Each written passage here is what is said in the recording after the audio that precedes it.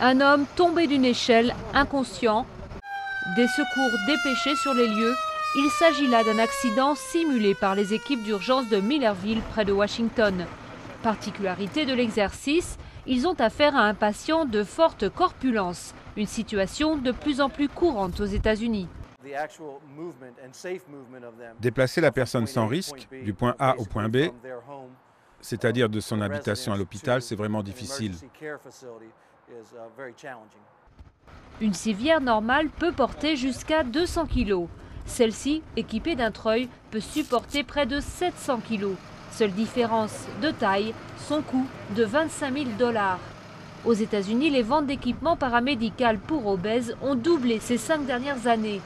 Et le besoin en personnel se fait, lui, de plus en plus pressant.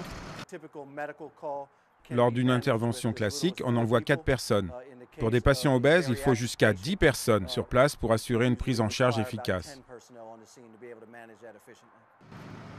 Dans certaines régions, ce genre d'intervention est requis en moyenne 1 fois par semaine.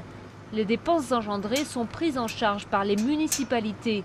Il leur faut investir dans des civières renforcées, mais pas seulement.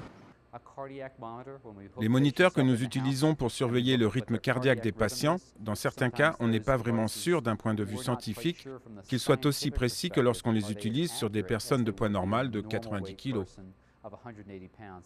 Si l'intervention peut parfois paraître humiliante pour les patients de forte taille, côté ambulancier, on ne se formalise pas car la situation est de moins en moins rare. Selon les statistiques, plus de 2 tiers des Américains sont en surpoids ou obèses.